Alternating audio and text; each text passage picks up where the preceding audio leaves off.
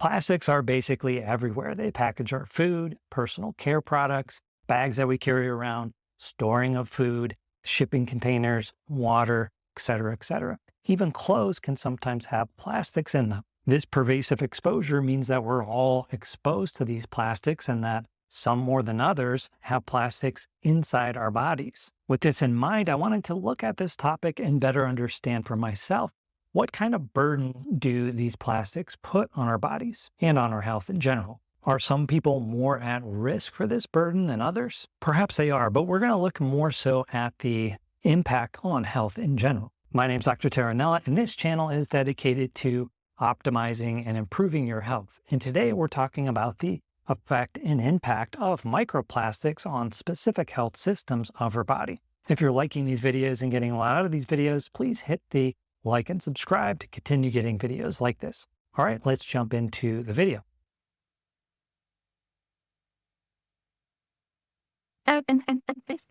So when we're trying to understand the impact of microplastics on our health, we first want to know what microplastics are and what are plastics in general in terms of their chemical names. So we're all exposed to these plastics and microplastics on a daily basis. But in research, plastics go by different names. There are specific chemical names that each of these plastics have, and also general terms that we can refer to them by. And so to keep it simple, we're just going to use the general names, just so you know that there are specific chemical names for a lot of these plastics and microplastics that we're not really going to go into depth here on. So microplastics come from very fine or microscopic pieces of plastics that we use in everyday materials that we carry around, like shopping bags, etc. And there are three general terms that tend to come up when I'm reading and reviewing these research papers. One of them is called phthalates, and these are chemicals that are used to make plastics more flexible. They're also known as plasticizers, and these chemicals are one of many POPs or persistent organic pollutants, and they're also one of many EDCs, which are also known as endocrine-disrupting chemicals. And all three of these have been shown to create problems with human health. Plastics and the chemicals from the plastics can be found everywhere. They're used in pretty much every setting of our lives, and I challenge you to imagine living your life without encountering these chemicals. Things like the food packaging that your food comes in, to the bags that you carry your food in, water supplies, transporting water, getting water into your house and the pipes or bottles, etc.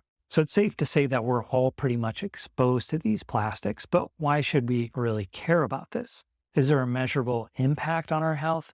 And if so, what is it? There seems to be more and more research coming out on these plastics and the impact on our health, which is why I'm doing a video on it. In doing some reading of research papers on this, two main areas seem to keep coming up in terms of the impact on human health.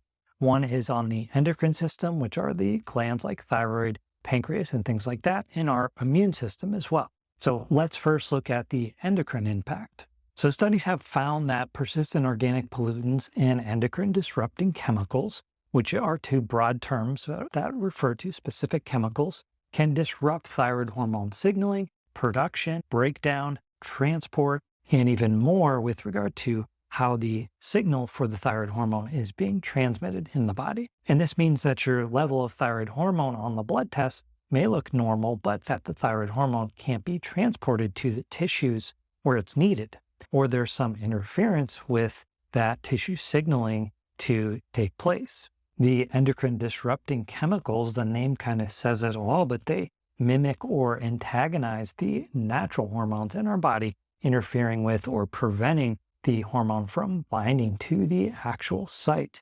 So in some senses, it's acting like the hormone itself and binding to the site, blocking the natural hormone from binding. And this can lead to issues like decreased sperm quality. And when it comes to the development of a baby, it can lead to reproductive organ malformation. They also play a role in things like weight gain, obesity, and diabetes. For instance, some of these chemicals have actually been termed obesogens, and that's because they disrupt the normal balance or homeostatic controls over things like energy balance and the proliferation of fat cells. Endocrine disrupting chemicals have also been shown to disrupt insulin signaling and glucose metabolism, leading to more diabetes and insulin resistance.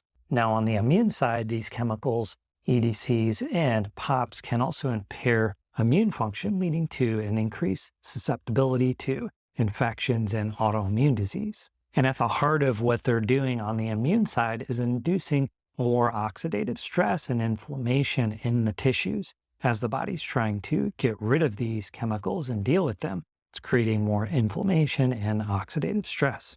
This can then, in turn, trigger the immune cells to produce different chemicals that are referred to as cytokines, which can influence the activity of immune cells and the survival of those same immune cells. So people dealing with these chemicals, which essentially is all of us, but some people seem to be more susceptible and affected than others, are going to have more allergic type of responses, persistent inflammation in their bodies, and also deal with more chronic disease in general. And that's to say, more of the inflammation occurring, you're going to have more chronic diseases as well. Now that you know how these chemicals might be potentially affecting your body, there's a few obvious questions. Where are they found and what can we do about it?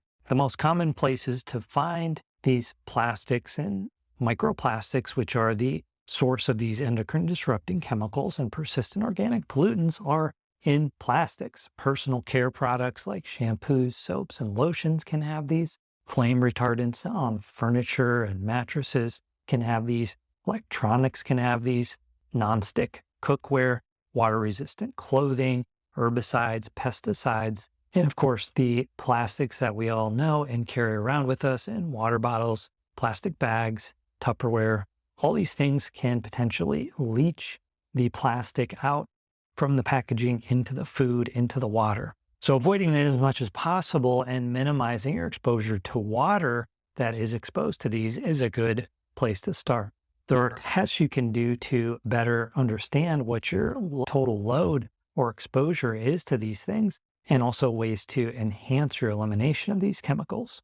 But I think exposure is probably the most important thing, and I would say water is probably the simplest place to start, as well as maybe cookware and how you're storing your food if you have leftovers. You also want to avoid heating things up that are in plastic, which is going to enhance that leaching process of the plastics into the food that you're eating. So this is the impact of microplastics on health. In a very general sense, they seem to be mimicking the endocrine hormones that our bodies produce, and also interfering with the immune signals that our body is producing and would otherwise be prone to had the body not come in contact with these microplastics. So hopefully this helps you better understand the impact of microplastics on your health. If you do have questions about anything in this video, drop it in the comment section. Happy to answer your question. If you do want a more nuanced, detailed answer, consider joining the membership program, where I'll have more time and attention to dedicate to your question.